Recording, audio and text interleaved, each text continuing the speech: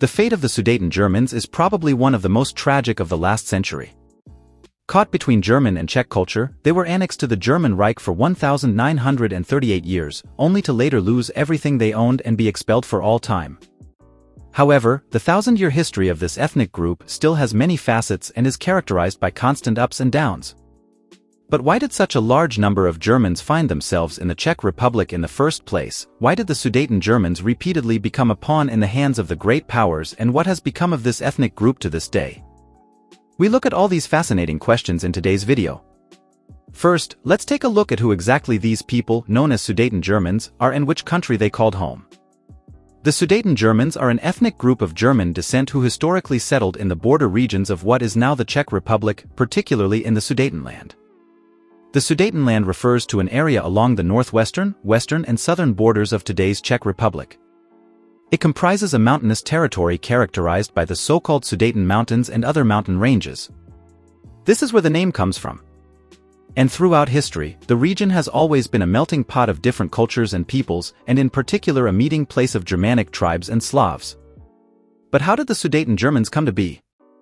First of all, it is important to mention that the term Sudeten Germans only came into being at the end of the First World War and the founding of Czechoslovakia, and from then on it became established as a collective term for the more than 3 million Germans in the Czech lands. Previously, they were often referred to as German Bohemians, Moravians and Silesians. For the sake of simplicity, however, I will use the collective term Sudeten Germans to refer to all historical ethnic groups. This is because their roots can be traced back to the Middle Ages. During this period, numerous German settlers settled in the Kingdom of Bohemia, a historical territory that roughly covered what is now the Czech Republic. They were invited by the local rulers to cultivate and develop the land. And the migration at that time laid the foundations for a rich and complex cultural landscape in which German and Slavic influences intermingled and interacted. Originally, the borders were not so clearly defined and there was a fluid transition between German and Slavic territories.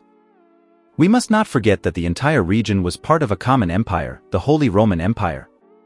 And Bohemia was considered one of the most important member states of the empire. The Luxembourg dynasty in particular, which came to power in the year 1300, consolidated Bohemia's position as a central power in the empire. Under the reign of Charles IV, one of the most remarkable monarchs of the Middle Ages, Bohemia experienced a period of prosperity, as he was not only king of Bohemia but also supreme ruler of the entire Holy Roman Empire.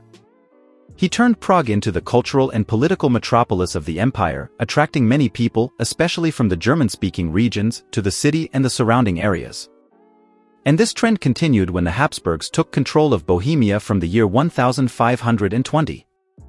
The Sudetenland was firmly integrated into the structures of the Habsburg monarchy, with the Sudeten German community contributing significantly to the economic prosperity of the region by promoting trade, crafts and culture.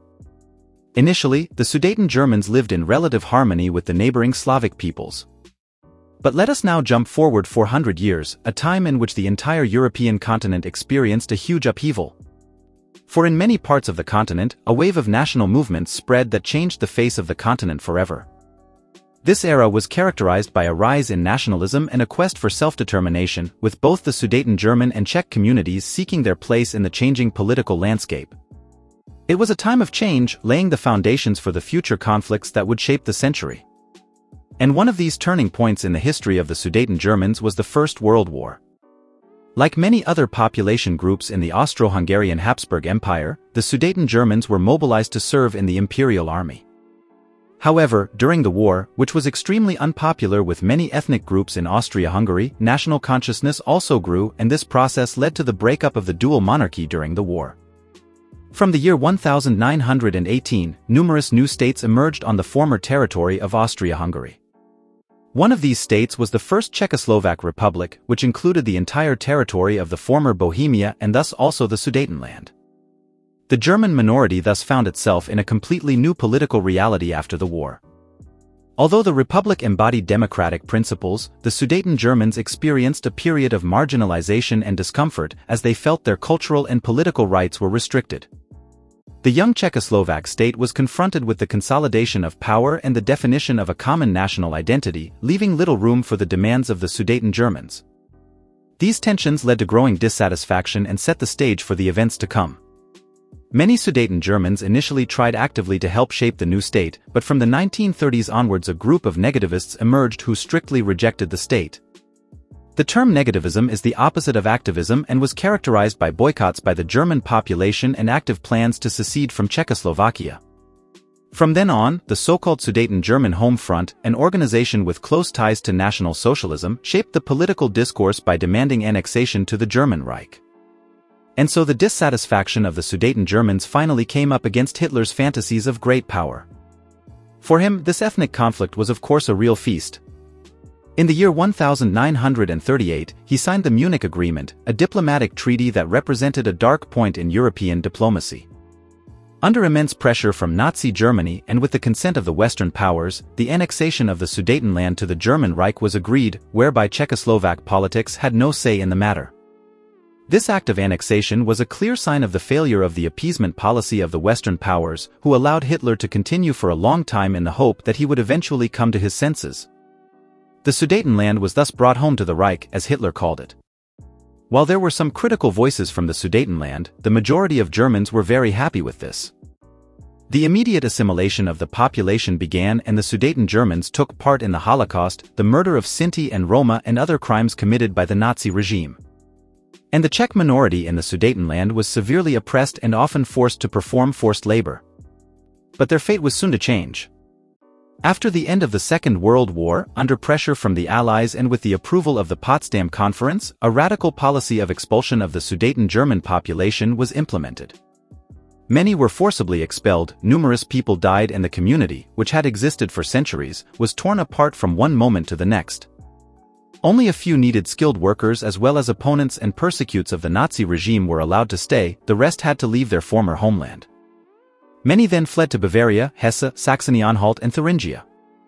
However, the integration of the Sudeten Germans was not easy, as they were now often stigmatized and faced an identity crisis. It was not until the 1970s that the Sudeten Germans slowly began to assimilate and were integrated into the German communities.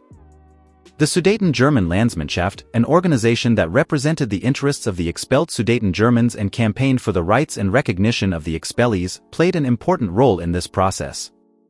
And in the year 1997, reconciliation between the Sudeten Germans and the Czechs reached an important milestone when the German-Czech Declaration was signed. It formulated the common intention of overcoming the burden past and promoting friendly relations. This agreement laid the foundations for a new era of mutual respect and cooperation, with both sides taking responsibility for the injustices committed. And to this day, the Sudeten Germans have been successfully integrated into German society. To preserve the language, a Sudeten German dictionary was compiled to record the dialects and dialects. And in Munich, the Sudeten German Museum tells the thousand-year history of the Germans in Bohemia, Moravia and Silesia. If any viewers with Sudeten German roots watch this video, I'd love to hear your story in the comments.